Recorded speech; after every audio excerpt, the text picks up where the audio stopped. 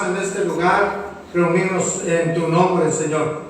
Estamos aquí porque reconocemos quién eres, Padre.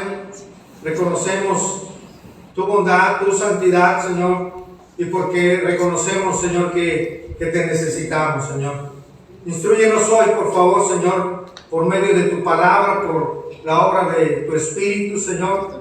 Y ayúdame a mí, Señor, por favor, a hablar tu palabra, Señor, para que solamente tú seas exaltado y que tu iglesia sea edificada. Oramos todo esto en Cristo Jesús. Amén. Puede tomar asiento, por favor. A lo largo de la carta, hermanos, en diferentes secciones, Santiago ha hecho referencia a nuestra boca, a nuestro hablar, a lo que hablamos. Le ha dado una importancia en hablar, al hablar como creyentes, como hijos e hijas de Dios. La palabra del creyente, Santiago se ha referido a ella, se ha referido a la lengua del creyente. Y como recordamos ya en este capítulo, Santiago instruyó acerca del mal uso de la lengua, acerca de no quejarnos, hermanos. Usted recuerda ahí en Santiago 5:9, Santiago dijo: no os quejéis unos contra otros para que no seáis condenados. Y también en el verso 12 dijo: pero sobre todo, hermanos míos, no juréis ni por el cielo, ni por la tierra, ni por ningún otro juramento. Es decir, Santiago está dando importancia, hermano, a lo que hablamos. Está dando una importancia a nuestras palabras como hijos de Dios.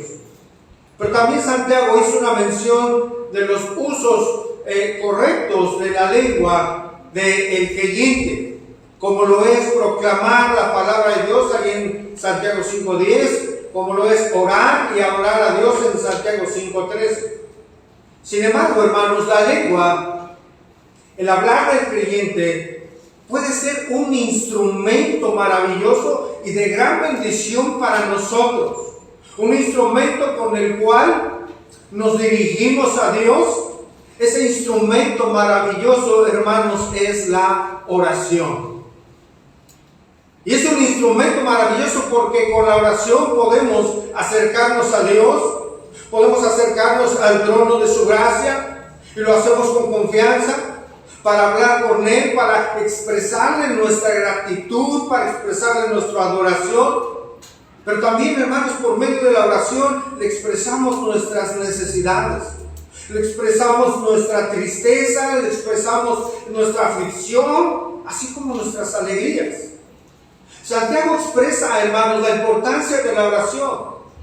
Y tanto es importante que la expresa en 7 ocasiones en la porción que hemos leído. La oración es una de las marcas distintivas, hermanos, de todo creyente que es maduro. Porque un creyente que es maduro, cuando llegan los problemas, cuando llega la aflicción, cuando llega la enfermedad, cuando llegan todos los problemas, el creyente maduro no se queja. Va a Dios en oración para buscar consuelo, para buscar la ayuda de Dios, para buscar fortaleza, para buscar la dirección que solamente Dios nos puede dar. Por eso el título, hermanos, de la enseñanza de hoy: orando a Dios en toda circunstancia. Orando a Dios en toda circunstancia, hermanos. Y hoy vamos a ver 3 enfoques prácticos de la oración que nos animan a orar a Dios en todo momento, hermanos, en toda circunstancia. 3 enfoques prácticos de la oración que nos animan, que nos alientan a orar a Dios, hermanos, en toda circunstancia.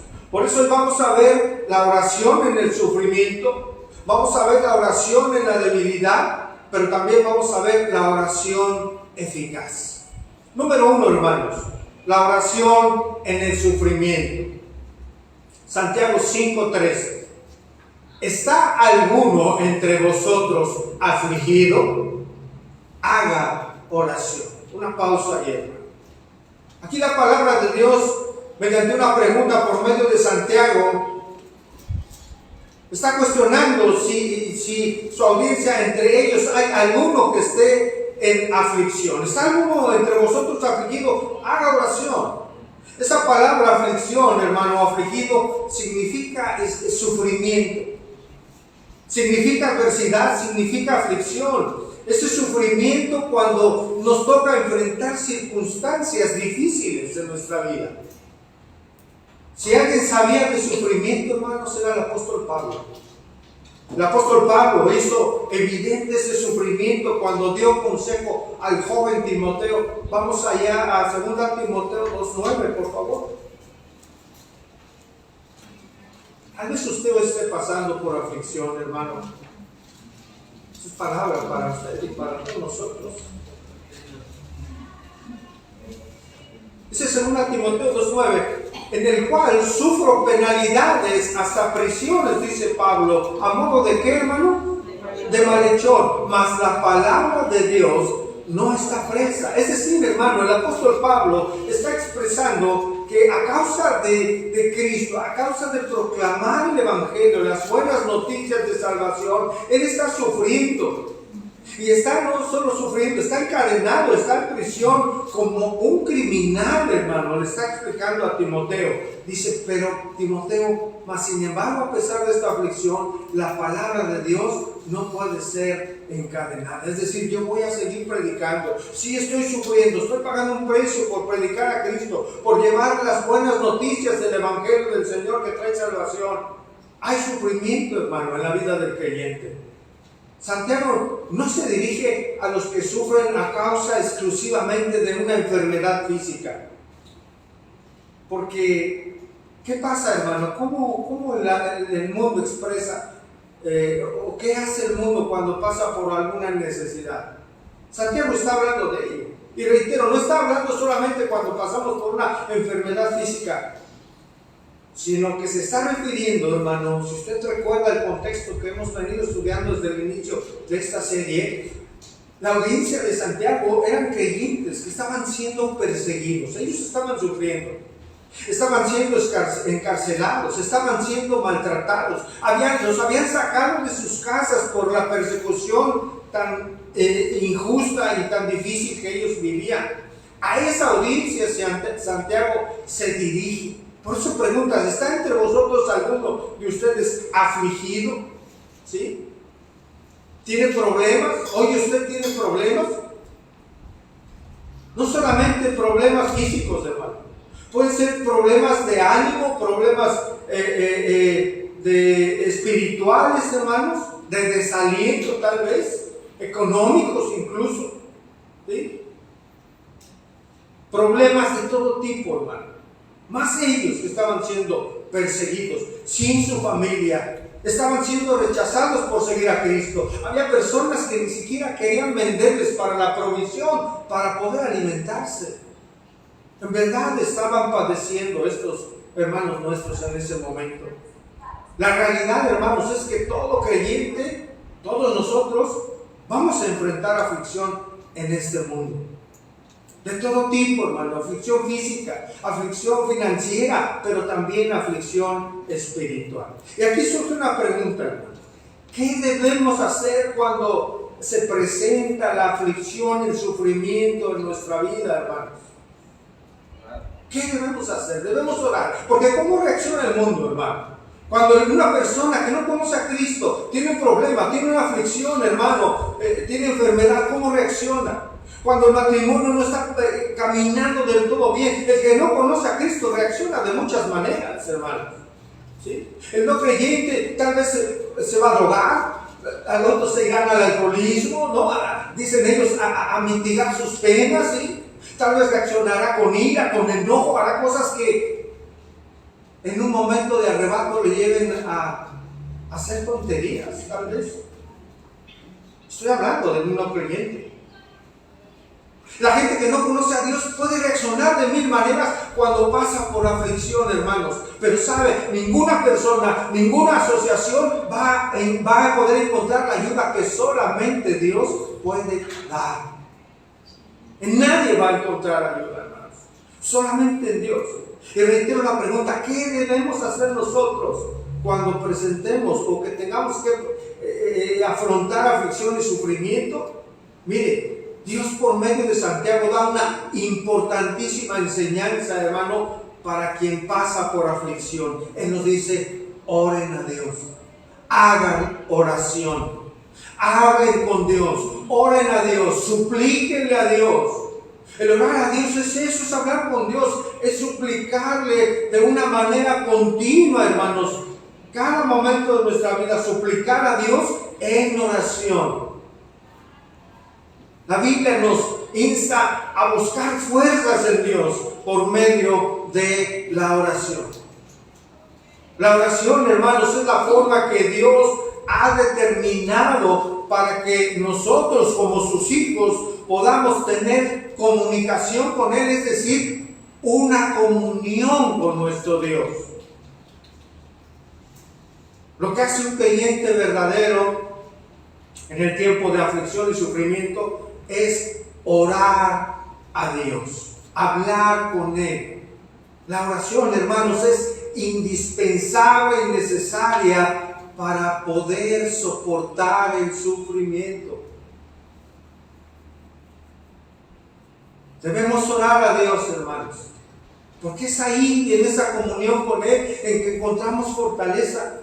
Es en esa comunión, mediante la oración, en que podemos pedir dirección, pedimos consuelo, hermanos, pedimos sabiduría para poder comprender por qué estamos pasando por ese sufrimiento.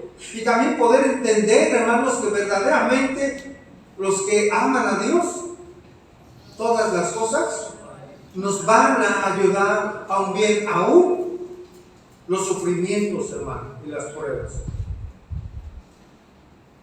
Al final, hermanos, aún en el sufrimiento que podamos vivir como sus hijos, al final podemos entender que todo el Señor lo permite para su gloria. ¿Cuántas veces, hermanos, le hemos dado gloria a Dios después de una prueba en la que pensábamos que no la íbamos a poder soportar? ¿Cuántas veces, hermanos, el Señor nos ha dado fuerza cuando ya no teníamos ninguna? ¿Cuántas veces, hermanos, no hemos glorificado a Dios porque nos sostuvo en un momento crítico de nuestra vida? ¿Cuántas veces no le hemos dado gloria a Dios porque nos fortaleció? Porque al final de la aflicción, hermanos, entendimos que Dios tenía un propósito en nosotros, ¿no es cierto? Dios tenía un propósito por el cual nos permitía pasar por ese problema.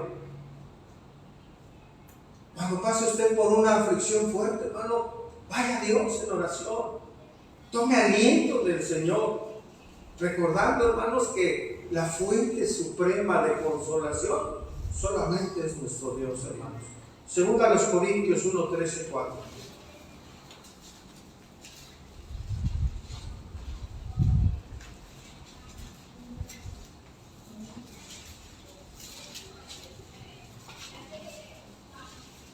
Segunda a los Corintios capítulo 1, versículo 13, 4, hermano, hablando de nuestro Dios de consolación. Mire cómo lo expresa el apóstol Pablo. Dice, bendito sea el Dios y Padre de nuestro Señor Jesucristo, Padre de misericordia y Dios de toda, ¿qué? Consolación, el cual nos consuela en todas nuestras tribulaciones, en todas, hermanos, para que podamos también nosotros consolar a los que están en cualquier tribulación por medio de la consolación con la que nosotros somos consolados. ¿Por quién? Por Dios. Dios nos capacita, hermanos. En el momento de la aflicción, el Señor es toda nuestra consolación. Es toda nuestra ayuda, hermanos, para que aun cuando hemos sido consolados, hermanos, podamos nosotros consolar a otras personas y decirles, ¿sabes qué? Solamente Dios puede ayudarte, solamente Dios puede fortalecer, solamente Dios puede dar entendimiento de lo que tú estás padeciendo hoy en tu vida, en tu matrimonio, con tus hijos tal vez. No lo busque. El Salmo 18:6 dice lo siguiente: en mi angustia invoqué a Jehová y clamé a mi Dios. Él oyó mi voz desde su templo y mi clamor llegó delante de él a sus oídos. Todos los que estamos aquí No cabe duda que hemos vivido momentos difíciles en nuestro caminar, momentos de angustia, de tristeza, de aflicción, de desánimo tal vez, hermanos. Pero es Dios el que escucha, hermano, a su pueblo. Es Dios el que escucha siempre a sus hijos y en el que tenemos solamente consuelo, en el que solamente podemos encontrar consuelo, podemos encontrar el aliento, hermanos, y la fuerza que nos ayuda a seguir adelante. Retomo en Santiago 5:13. ¿Está alguno entre vosotros afligido? Haga oración. ¿Está alguno alegre? ¿Qué hay que hacer, hermano? Cante alabanzas. ¿Usted está alegre hoy, hermano? Vino con gozo a alabar y externarle su gratitud al Señor. Cante alabanzas, hermano. Cante alabanzas. Dice, está uno alegre, es decir, de buen ánimo, de ánimo en el espíritu. Y no se refiere, hermano, a tener un buen ánimo como una ausencia de problemas. ¿Sabe por qué? Porque se puede tener buen ánimo, hermano, aún en medio de las dificultades, ¿no es cierto? Aún en medio de la enfermedad. Dice, ahí está alguno alegre, cante alabanzas. Alabanza, hermano. Esta palabra es salmo, de donde viene la palabra salmo. Y esto es interesante, hermano. Alabanza tiene que ver con la palabra salmo. ¿Qué son los salmos? Son oraciones e himnos de alabanza en adoración a Dios. Eso es lo que cantamos, hermano. De tal manera que cuando, hermanos, venimos a alabar a Dios, estamos orando a Dios en alabanza a Él, en adoración. Estoy seguro, hermanos, que usted ha vivido situaciones en las cuales tal vez ha estado afligido, triste por algún problema, pero el Señor le ha dado ánimo, ¿no es cierto? Aún en medio de la aflicción, hermano, usted ha podido cantar alabanzas, ¿no es cierto, iglesia? Aún en medio del dolor, hermanos, podemos cantar a Dios alabanzas. ¿Cuánto más cuando estamos contentos? Tal vez usted, hermana, cuando está haciendo sus quehaceres en casa, pone alabanzas, ¿no? ¿Sí? Está alabando y está glorificando a Dios y tal vez hasta la carga de trabajo, que es grande, hermanos, para ustedes, para toda esposa, se viene a ser más ligera, ¿no es cierto, hermanos? Sí. ¿Por qué? Porque está en comunión con Dios, está orando en alabanza a Dios, está hablando de lo que Él ha hecho por usted, de lo que Él es. Está hablando de su gracia, de su misericordia y está agradeciendo a Dios por medio de la alabanza. Reitero, hermanos, el cantar alabanzas es una forma de oración, de alabanza a Dios. La alabanza, hermanos, es la oración a Dios de un corazón dispuesto a exaltarle. No consigo yo en mi mente, hermanos, a una persona que diga amar a Dios, que diga que Dios es su Señor y que no alabe al Señor. Eso ya emana del propio Espíritu Santo que mora en nosotros, hermanos, que nos lleva a alabar y agradecer a Dios y a glorificar su nombre. Como ahorita lo cantamos, alaben los pueblos, ¿no? Alaben toda creación. Por su bendición cantamos hoy, ¿a quién? A Cristo. Eso emana de nuestra gratitud.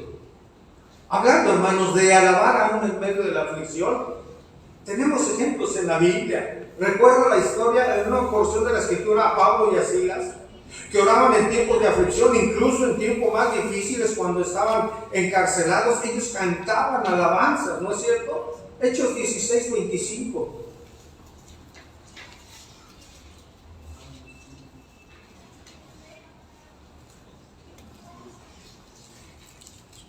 Dice, pero a medianoche, orando Pablo y Silas, cantaban himnos a Dios. ¿Y los presos qué hacían, hermano? Los oían. ¿Usted recuerda la historia? estaban allí por proclamar el Evangelio de Cristo, por proclamar al Señor, y estaban presos, y ellos estaban orando, dice la porción, orando Pablo y Silas. Ellos oraban y cantaban himnos a Dios, hermanos. Y cosas suceden cuando los hijos de Dios oran y alaban a Dios. Vino un terremoto, conoce usted la historia, de tal manera, dice la Escritura, que los cimientos de la cárcel se sacudían.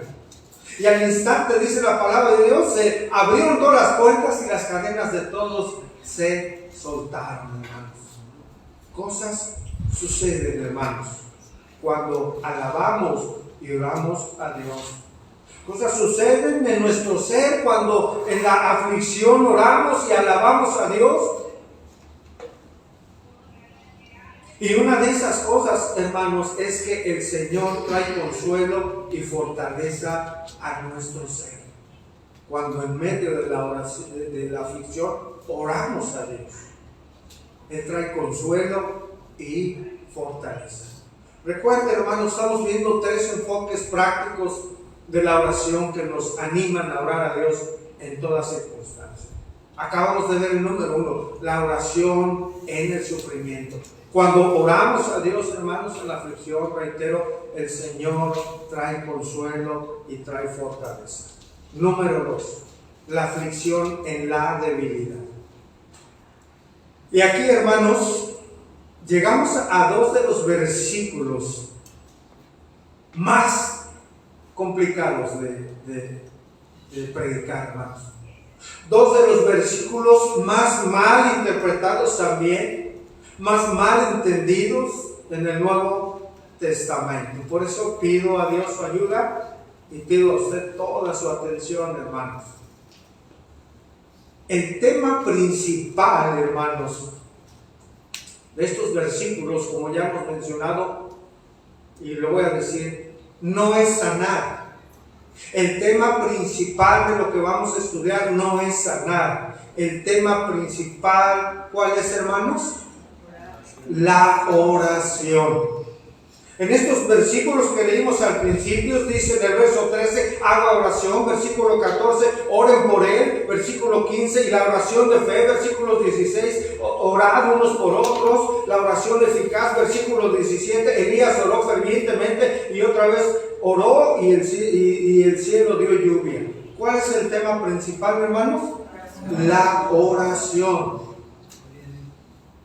La oración. Muchas enseñanzas, hermanos, al llegar a estos versículos, hacen a un lado el tema principal, que es la oración, y se dedican a veces a divagar en las cuestiones de sanidad. Santiago 5:14, hermanos. Ahí todos, por favor. ¿Está alguno enfermo entre vosotros? Llame a los ancianos de la iglesia y ¿qué? Y oren por él, ungiéndole con aceite en el nombre del Señor. Miren, hermanos, usted sabe en qué idiomas originales fue creada la Biblia, ¿no? ¿En qué idiomas, hermanos? Griego, hebreo, algunas partes de arameo en términos generales. Antiguo Testamento hebreo, Nuevo Testamento griego. No todas las palabras, cuando las leemos, su significado es el que en castellano conocemos. Por eso es importante ir a los idiomas originales, hacer una exégesis detallada, un estudio más profundo para entender y llegar a la interpretación correcta, hermanos. Aquí la palabra enfermo tiene que ver, hermano, con debilidad. Escuche, por favor. Debilidad en varios sentidos. Debilidad de la fe, debilidad física, por supuesto, también. Debilidad en la carne, debilidades en sentido de pecado, debilidad espiritual. Esto es importante para entender lo que hoy vamos a estudiar. Puede haber una debilidad de ánimo por alguna aflicción, que es el contexto en el que estamos estudiando, ¿no? Una debilidad de ánimo. Puede haber alguien que está abatido en sus fuerzas, hermano. Alguien que está sin fuerzas, que está desanimado.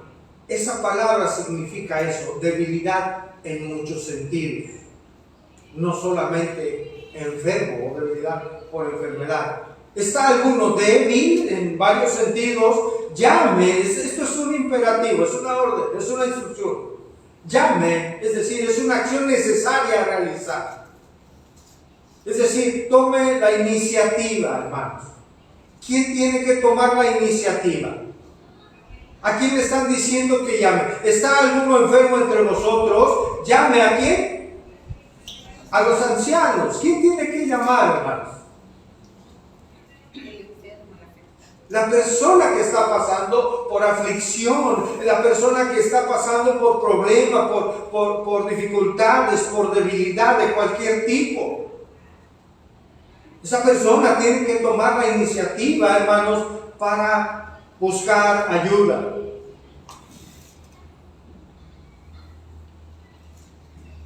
Es en esas circunstancias en cuanto se puede hablar a los ancianos de la iglesia, te vamos a explicar eso, o al pastor.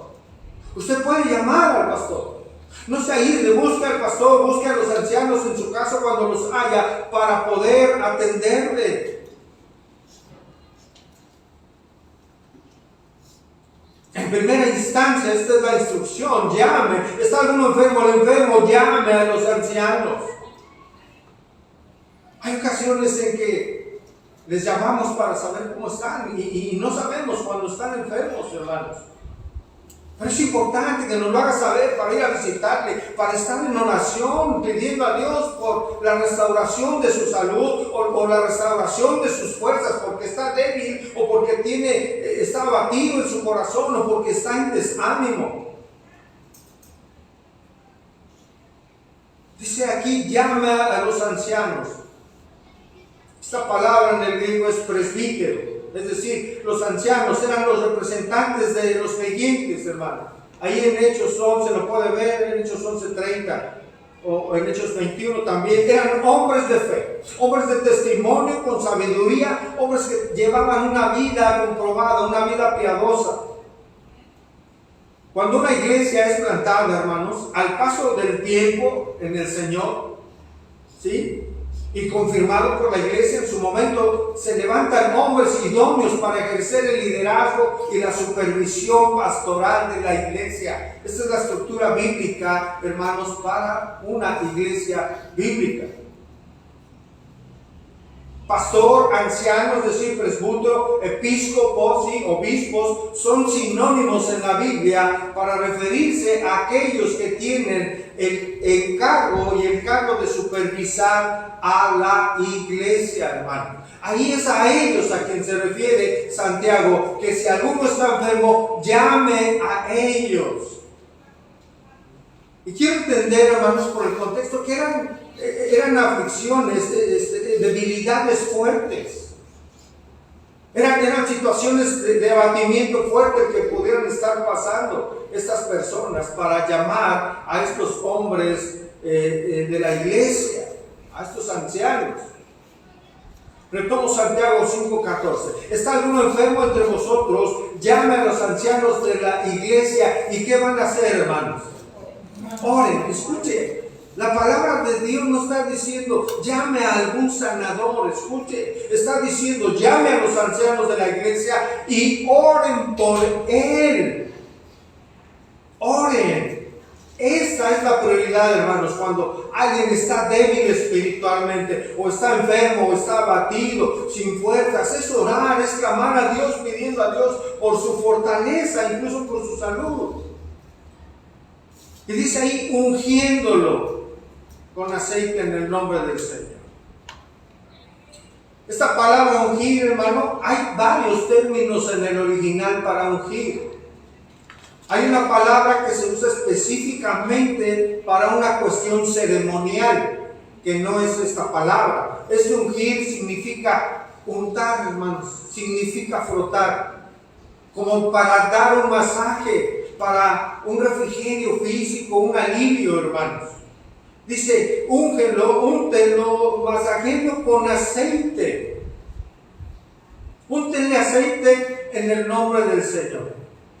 Muchos falsos, hermanos, han tomado esto como una fórmula mágica, como unos pasos a seguir para decir, vas a sanar. Eso no es lo que está diciendo aquí la Escritura. No es una fórmula mágica, no es un rito, hermanos. Hay quien se atreve a llevar aceite y ungir carros o ungir casas. ¿Ha sabido de eso usted? No ese es el sentido, hermanos.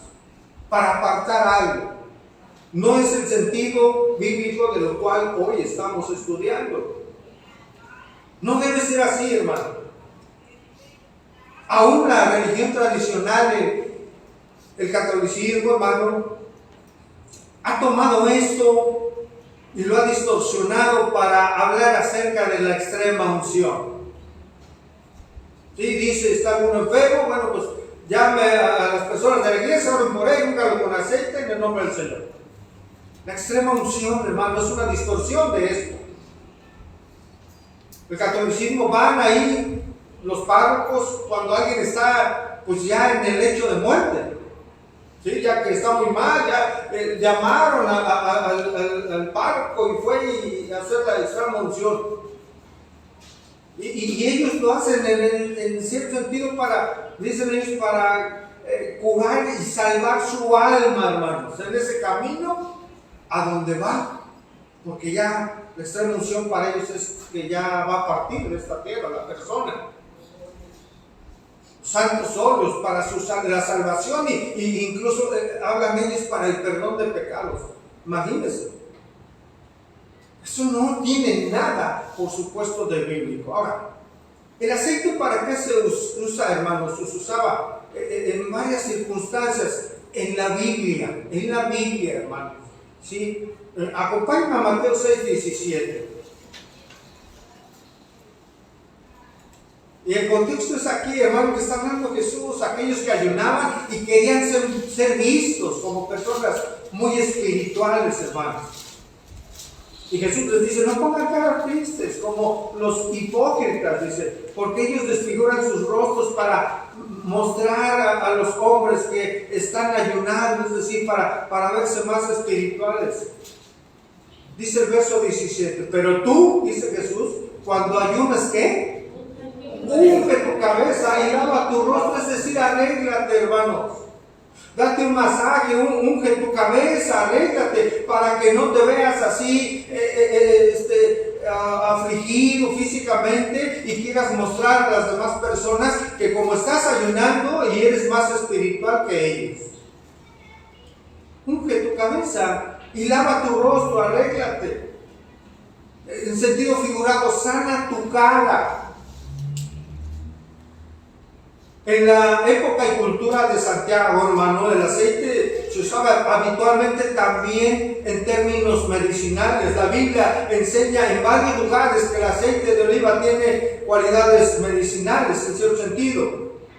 Podemos recordar, hermano, la enseñanza del jueves, de estos jueves pasados, nuestra reciente enseñanza del buen samaritano. ¿La recuerda, hermano? Aquí estuvimos.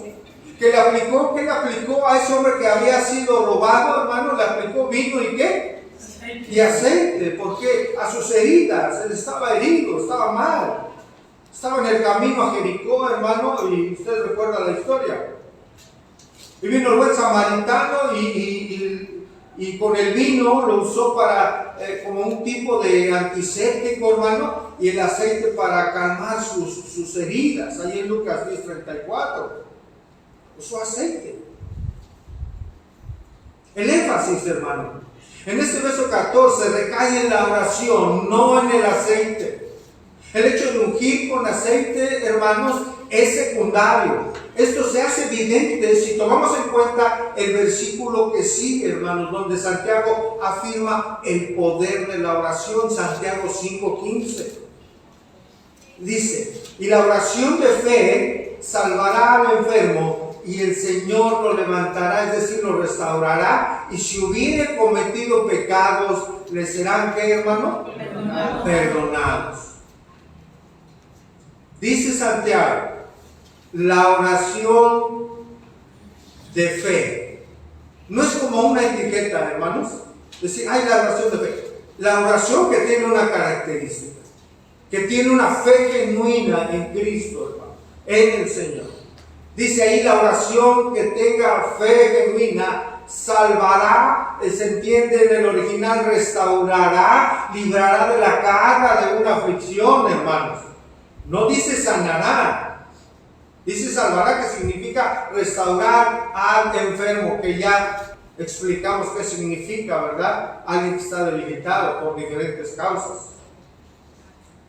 Si este hubiera sido el sentido, hermano, el propósito de Dios, el que exclusivamente el punto central fuera sanar, entonces seguiríamos los pasos y todos sanarían.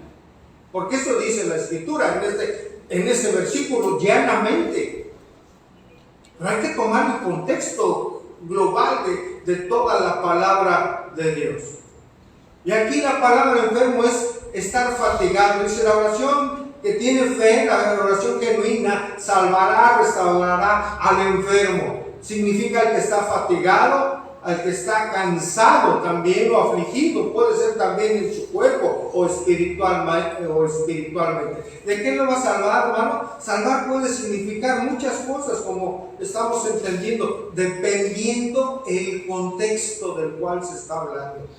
Requiero toda su atención aquí, hermanos, por favor.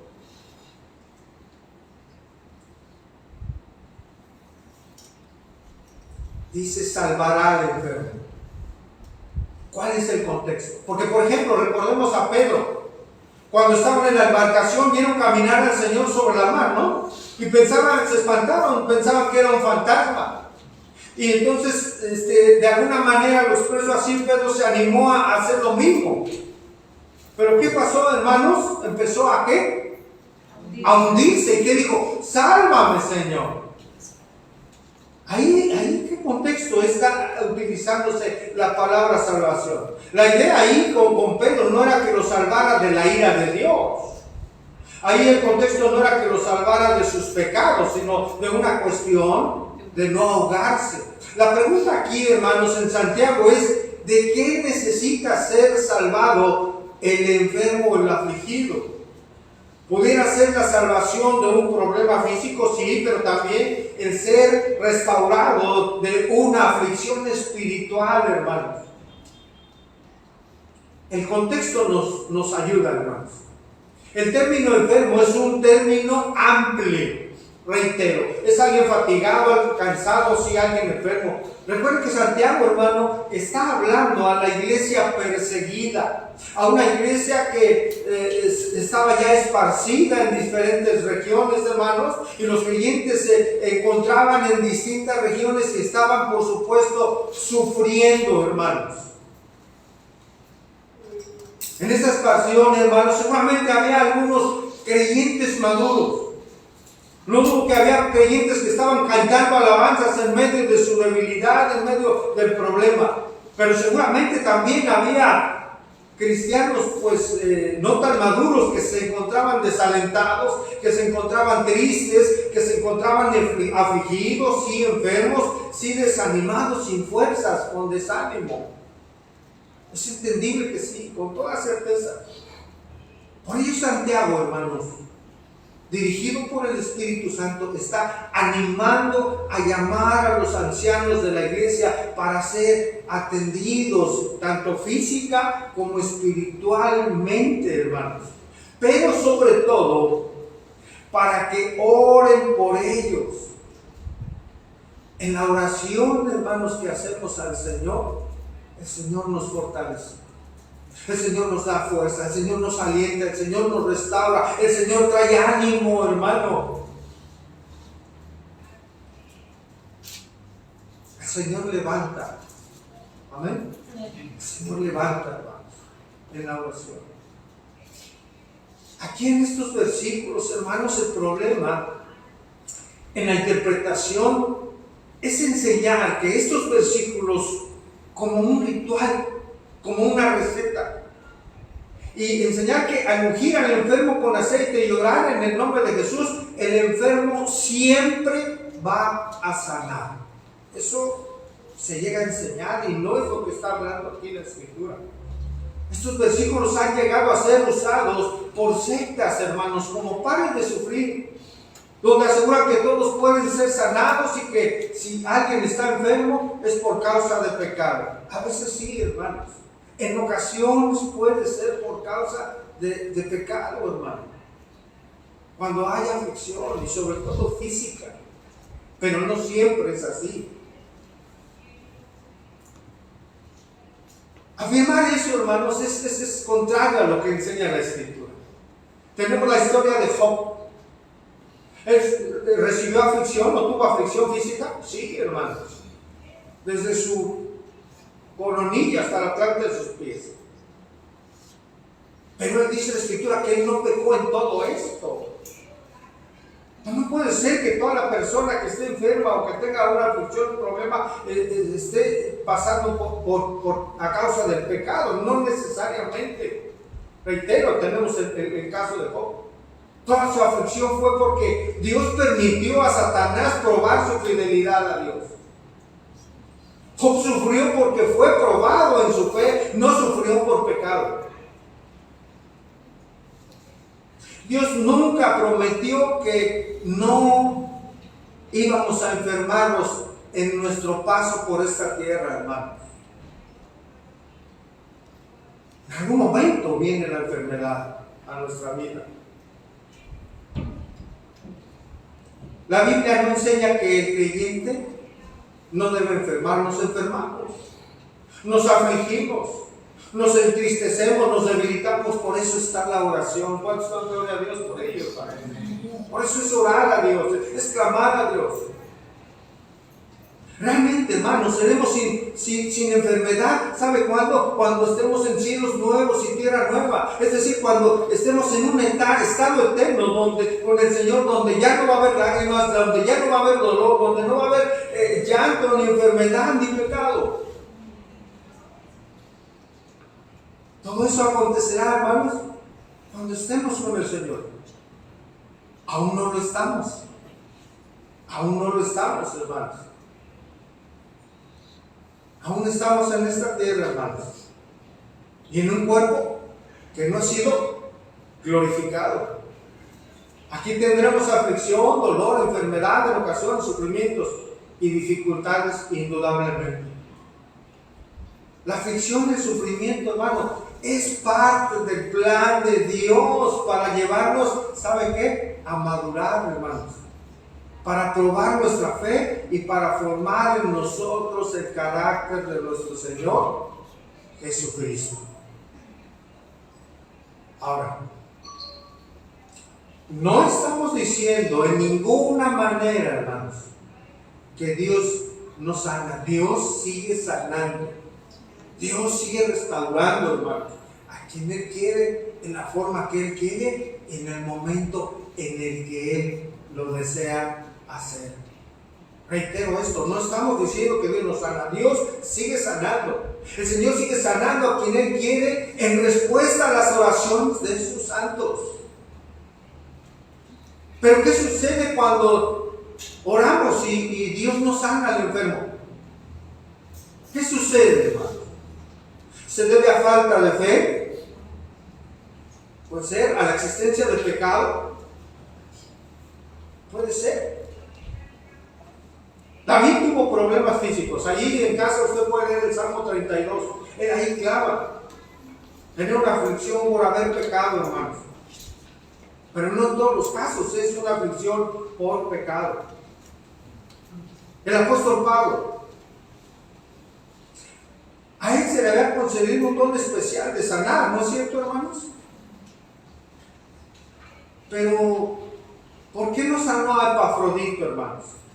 De una enfermedad que casi lo llevó a la muerte. Ahí en Filipenses 2:27, anótelo si gustan, hermanos. ¿Por qué Pablo, que era alguien usado tremendamente por Dios, no sanó a Epafrodito, hermanos?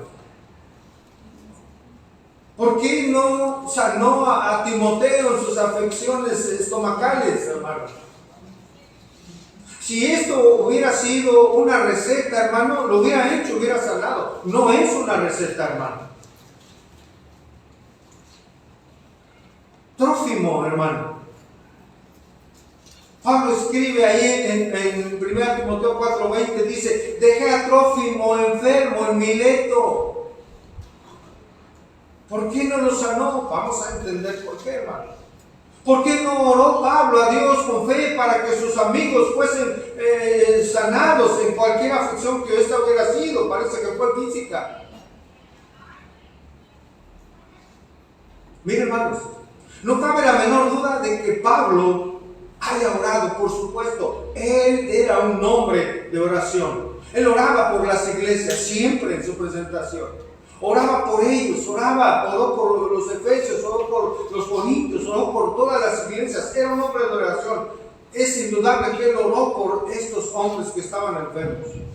Pero él había aprendido algo de parte de Dios, hermanos, por experiencia propia, en sufrimiento de alguna enfermedad que la Biblia no enseña. Él le había pedido al Señor 3 veces ser librado de un aguijón en su carne, una enfermedad, una aflicción que lo hacía sufrir. Y Dios le dijo una cosa, hermano: bástate mi gracia. Porque mi poder se perfecciona ¿cuándo, hermano? Se perfecciona en ti cuando tú eres débil. Ahí es cuando viene la mano de Dios en su poder para darnos fortaleza cuando somos débiles, cuando en oración clamamos a Él. Respecto a lo cual 3 veces dice Pablo ahí en Corintios, en 1 de los Corintios, he rogado al Señor que lo quite de mí, dice Pablo. Y me ha dicho, bástate mi gracia porque mi poder se perfecciona en la debilidad. Por tanto, dice, de buena gana me gloriaré más bien en mis debilidades para que repose sobre mí el poder de Dios.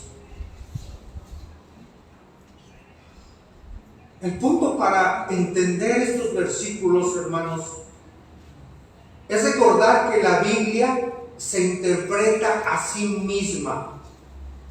Por lo que para interpretar correctamente esta porción, hermanos, necesitamos considerar el contexto más amplio, hermanos, que es pues prácticamente toda la Escritura. Ir a diferentes porciones de la Escritura para poder entender, hermano, con mayor precisión lo que la palabra nos habla en cualquier porción de la Escritura. Es en este entendimiento, hermano, que sabemos que la oración es para establecer una relación con Dios. No primeramente para pedir, aunque pues lleva implícito el pedir a Dios, ¿verdad? Oramos a Dios y pedimos, hermanos. Vean lo que Jesús habla acerca de la oración, acerca del pedir a Dios, hermano. Lucas 11:10.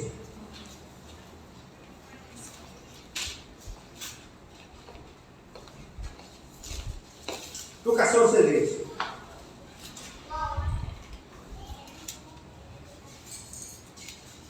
¿Ya llegamos ahí, hermanos? Lucas 11:10 dice, está hablando Jesús, hermanos. Porque todo aquel que pide, ¿qué? Recibe. Y el que busca, halla. Y el que llama, se le abrirá. Jesús está afirmando esto. ¿Será verdad? Por supuesto que sí, hermanos. Esta afirmación de Jesús no es, como lo decíamos el jueves, no es un cheque en blanco, hermanos, como muchos enseñan, no lo es. Todo lo que pedimos a Dios en oración, hermanos, escuche por favor, está determinado por la voluntad soberana y perfecta de Dios. Les repito esto, todo lo que pedimos a Dios, hermano, está determinado por la soberanía de Dios y por la voluntad de Dios, hermano. Es decir, si pedimos, ¿vamos a recibir? Claro, Jesús lo afirmó como lo leímos. Pero vamos a recibir conforme a la voluntad de Dios, en el tiempo de Dios y conforme a lo que Dios ha determinado. ¿Cuál es la oración que el Señor responde, hermano? Primero de Juan 5:14. Vamos, por favor.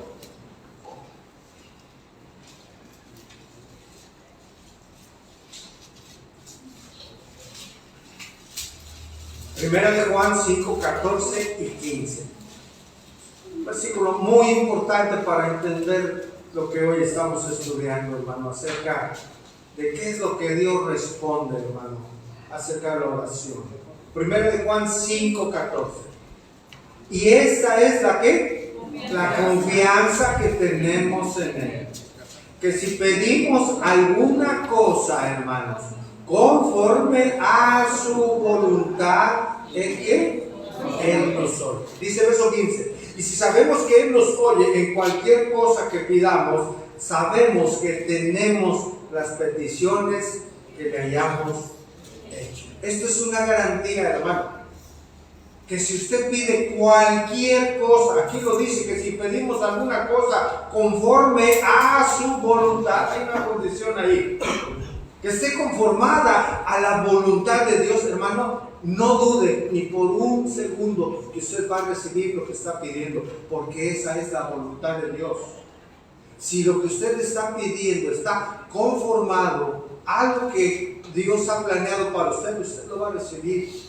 Eso es lo que dice la Escritura. Hermanos, Dios conoce nuestras necesidades. ¿Cuántos dicen así? Dios conoce lo que necesitamos.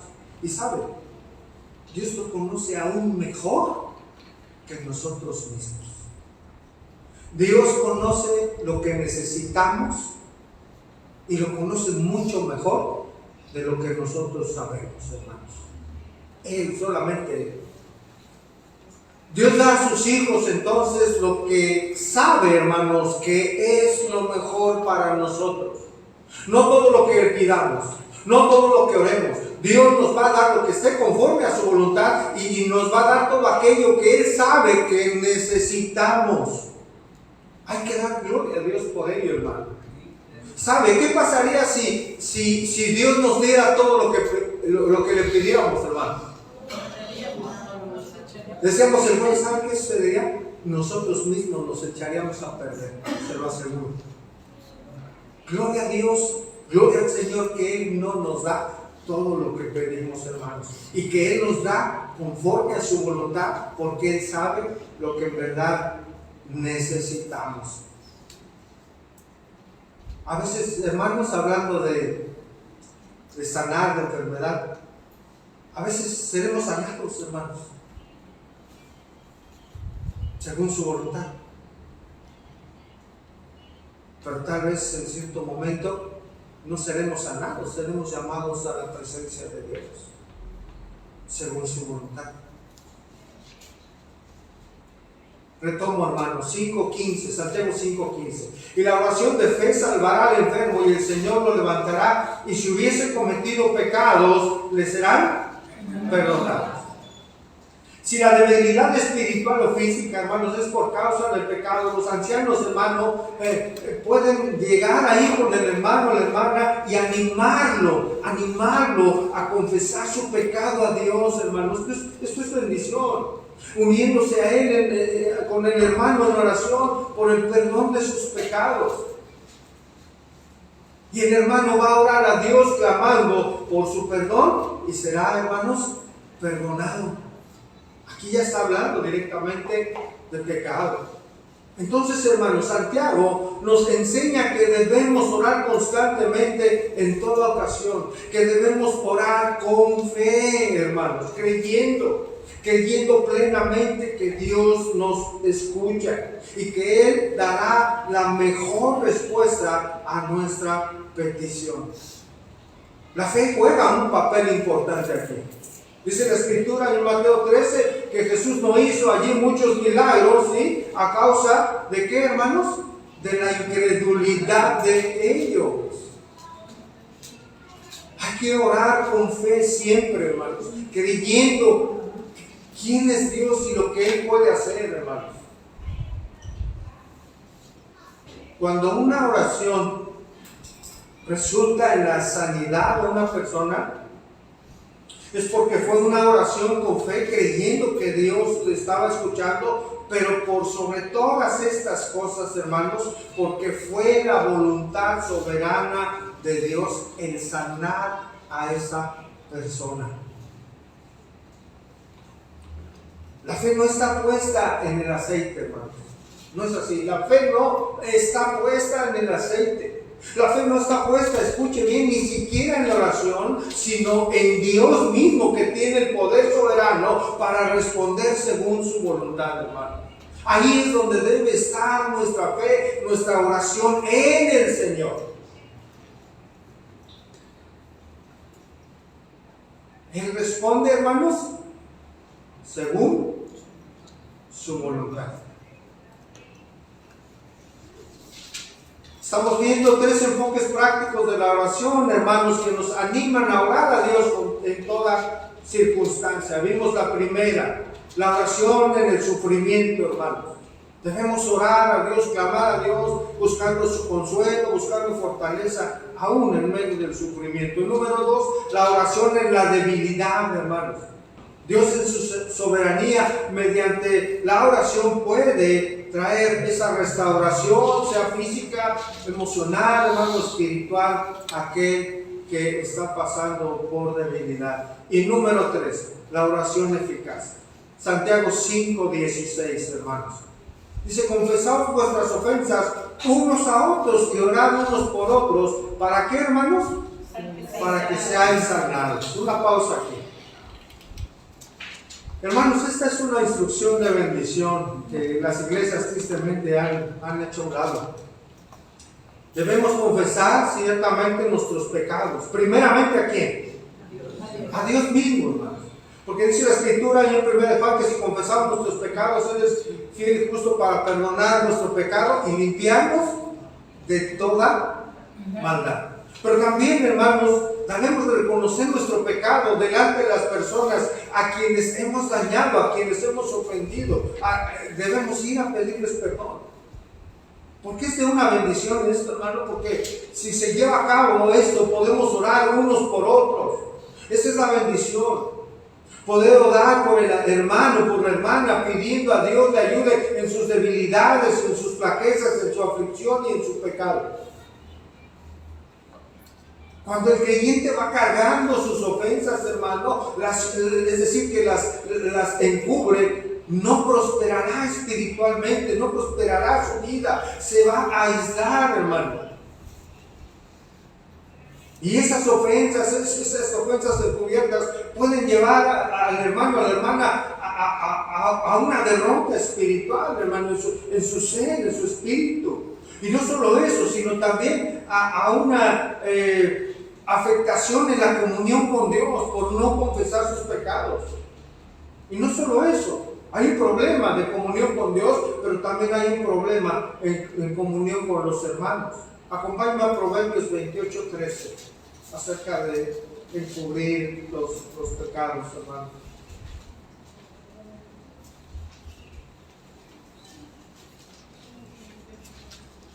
Proverbios 18:13.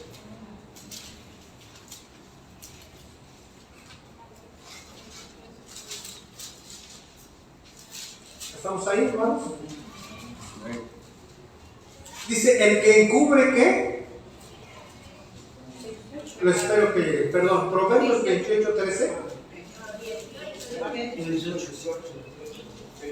28, perdón, mencioné mal. Perdón, 28:13. 28, hermano. Perdón.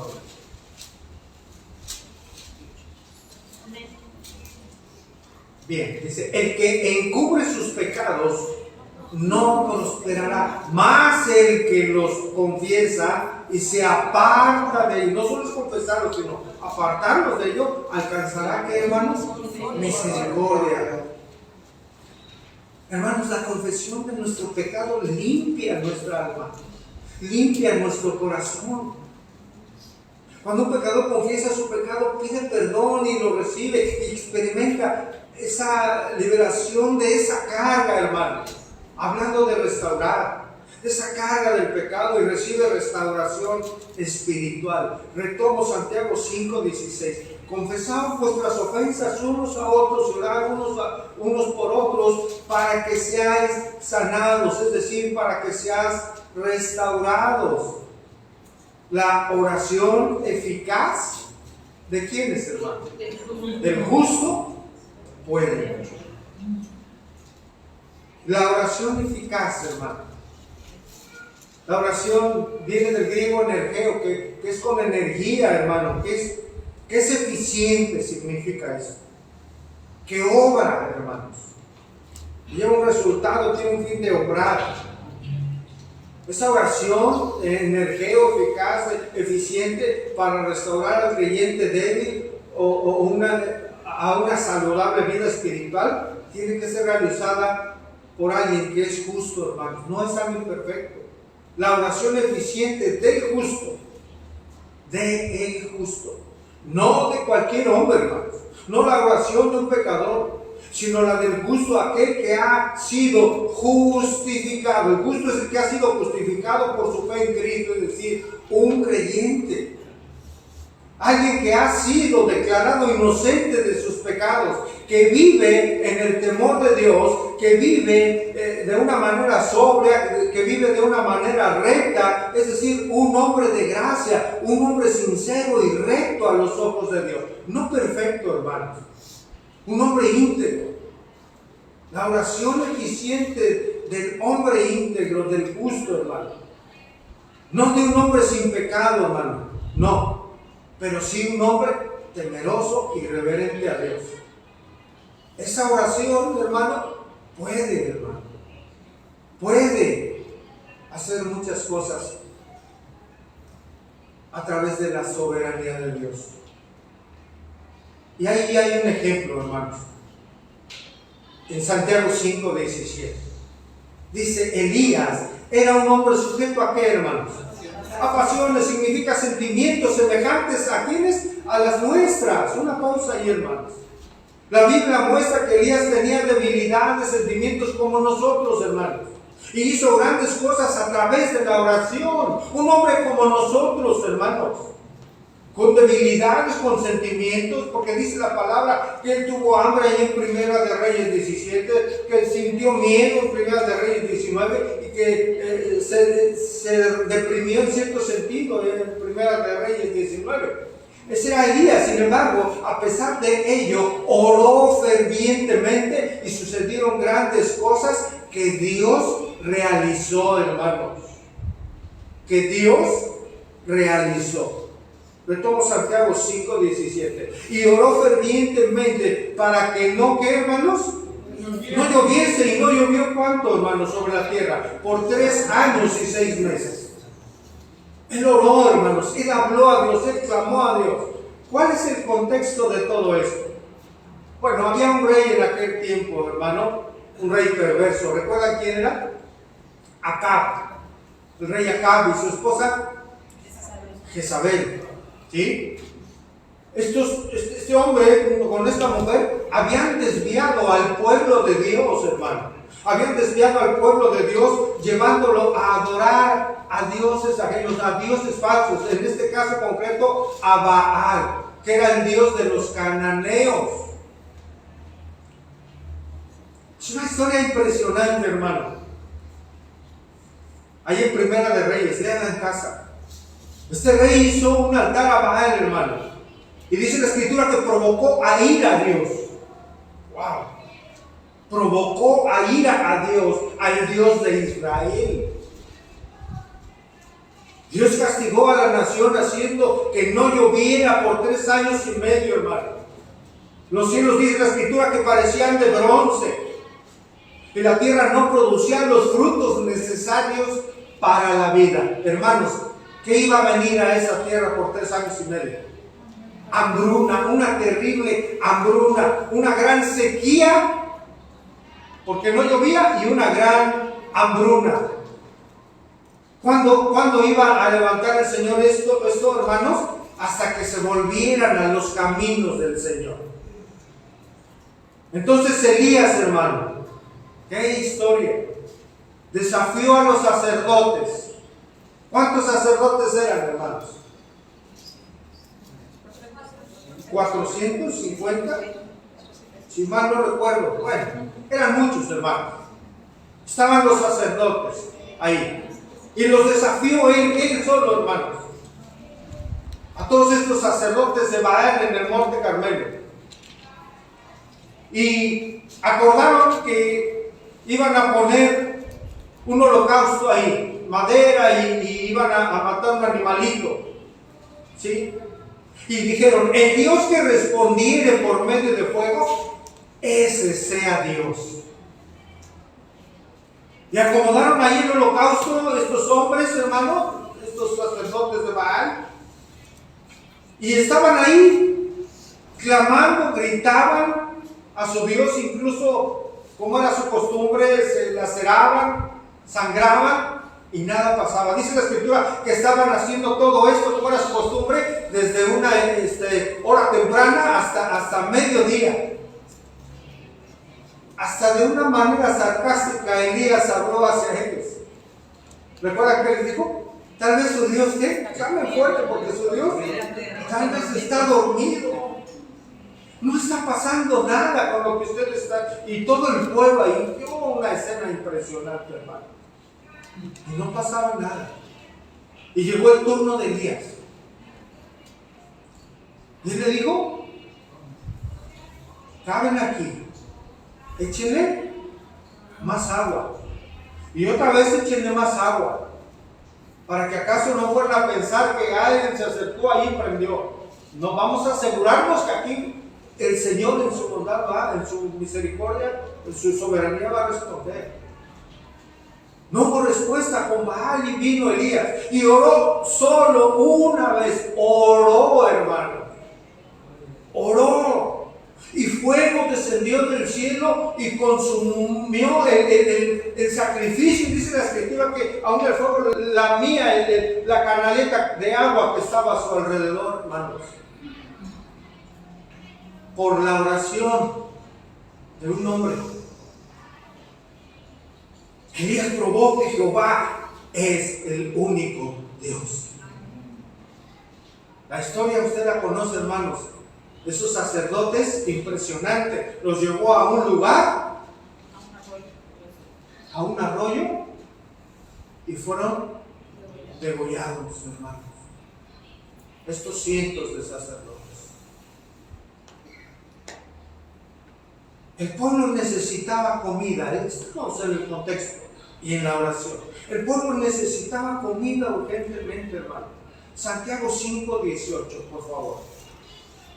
Y otra vez oró, está hablando de Elías. Y otra vez oró, y el cielo, ¿qué hizo, hermano? Dio lluvia y la tierra produjo su fruto. Vamos rápidamente, Primera de Reyes 18:42, hermanos.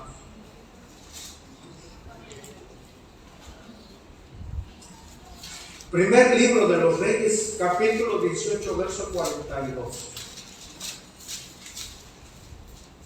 No pierda el contexto, hermano. Estamos hablando de la oración. Está hablando de que Elías, un hombre pues como nosotros, ¿verdad? Con pasiones, con sentimientos como los nuestros, oró y algo extraordinario sucedió. Primero de Reyes 18:42. ¿Estamos ahí? Acab subió a comer y beber, y Elías subió a la cumbre del Carmelo. ¿Y qué hizo, hermano? Y postrándose en tierra, puso su rostro entre las rodillas. Verso 45, allá adelante. Y aconteció, estando en esto, que los cielos se oscurecieron con nubes y viento, y hubo gran lluvia, y subiendo acá vino a Jezreel.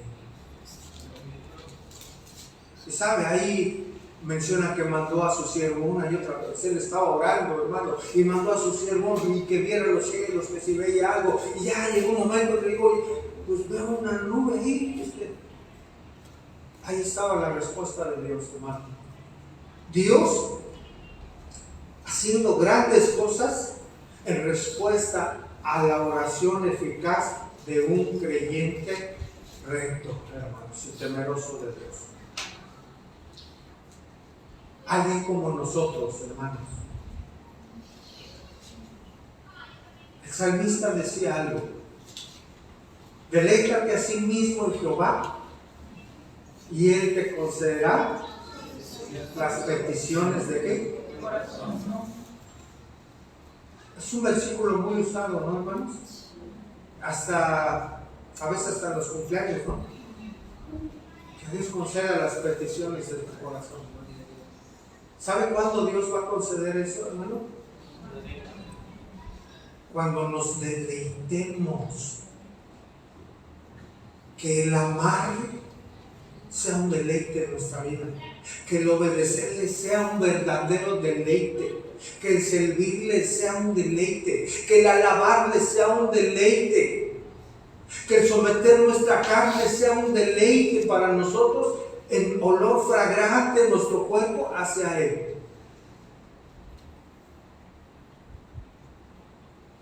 Concluimos, hermanos. La oración es un instrumento, una bendición de Dios para nosotros, hermanos. Un instrumento de poder que nos permite tener comunión con Él, tener una relación con Él y conocer sus propósitos para caminar en ellos. Él nos revela a través de la palabra, de la oración, sus propósitos, hermanos, la forma de vida que Él desea que llevemos en esta tierra. Dios puede responder de diferente manera nuestras oraciones, hermanos. Él responde según su voluntad. Estemos conscientes de esto, hermano, porque Dios es soberano. Dios es soberano. Estemos conscientes que la oración, hermanos, la oración no cambia la voluntad de Dios. Él es soberano. Pero oramos porque podemos acercarnos a Dios confiadamente, porque Él es nuestro Padre. Amén, hermanos. Amén. Dios se goza, hermanos, cuando oramos a Él. ¿Saben por qué se goza? Porque mostramos fe. Se goza porque mostramos confianza y dependencia de Él. Busquemos a Dios en oración, hermanos. Busquemos el rostro de Dios, busquemos su bondad, busquemos su justicia. Si estamos en aflicción, como dice Pedro, echemos sobre Él nuestra ansiedad. Por una razón, hermanos, porque Él tiene cuidado de nosotros. Él tiene cuidado de nosotros. Ciertamente la oración puede quitar la aflicción, si esa es la voluntad de Dios, hermanos. Pero la oración también puede darnos la gracia que necesitamos para resistir ese tiempo de aflicción, hermanos. Como lo vimos, Pablo pidió que quitara su aflicción y el Señor le dijo: mi gracia, mi favor inmerecido debe bastarte para sostenerte. Cuando la vida es difícil, hermano, cuando como creyentes estamos pasando por aflicción o debilidad en nuestra fe, o estamos abrumados por las aflicciones propias de la vida, hermano, podemos rogar a Dios, continuamente a Dios, para que nos ayude, nos fortalezca, nos consuele.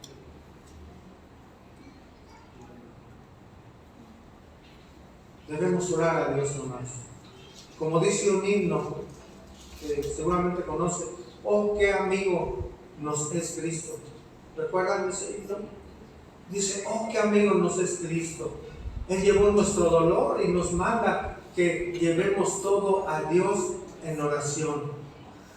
¿Vive el hombre desprovisto de paz, gozo y santo amor?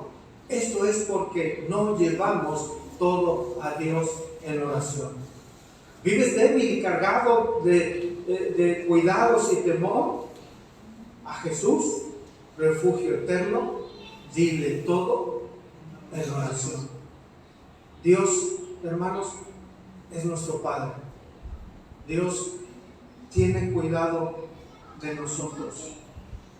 Dios siempre estará esperando que como sus hijos podamos acudir a Él, hermanos, en fe, una fe genuina, orando a Dios, pidiendo su dirección, pidiendo su consuelo, pidiendo su fortaleza, hermanos, para el tiempo en el que tengamos que pasar por pruebas y necesidades, aflicción. Oremos a Dios siempre, hermanos, sabiendo que Él es nuestro Padre, y que nuestro Dios, nuestro Padre es bueno y misericordioso. Y Él está atento al clamor siempre, hermanos, siempre de su pueblo, al que ora con fe, al que ora con fe genuina en Él. Oremos, hermanos.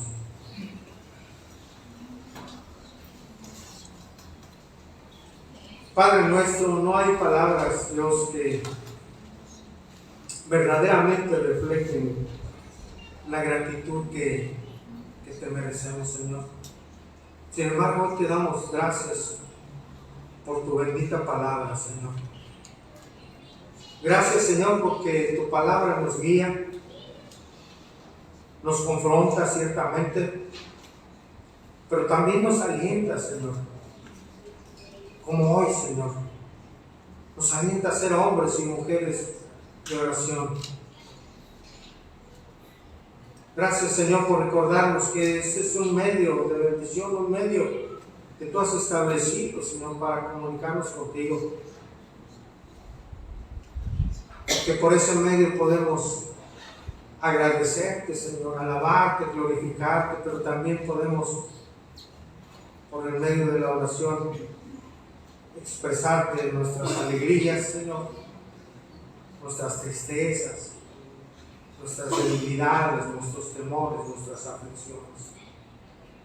Gracias, Señor, porque sabemos que nos escuchas y que es por medio de la oración que también encontramos respuestas a nuestras necesidades, Señor. Gracias, Señor, porque por medio de la oración nos has alentado, Señor. Nos has fortalecido, nos has consolado cuando lo hemos necesitado, Señor, y por ello te damos gracias. Gracias, Señor. Te pedimos, Señor, por los hermanos que estén pasando tal vez por aflicción, Señor, por enfermedad, por fatiga, Señor, física o espiritual. Permite por tu Espíritu, Señor, que te busquen en oración para encontrar fortaleza y el oportuno socorro, Señor, para que tú los sostengas, Señor. Que cuando estemos alegres, Señor, que también podamos cantar alabanzas, exaltando tu nombre, exaltando tu misericordia, exaltando tu salvación, exaltando tu amor, Señor. Ayúdanos, Señor, a poder ir a ti en oración para confesar nuestro pecado y podamos ser restaurados en lo espiritual, Padre. Oramos en el nombre de Cristo, Señor, por quien no te conocen, Señor. Permítele, por la obra de tu Espíritu, lo maravilloso de tu perdón, Señor, y tu amor para salvación, Padre. Esa es nuestra oración también. Gracias, maravilloso Dios. Maravilloso eres tú, Señor.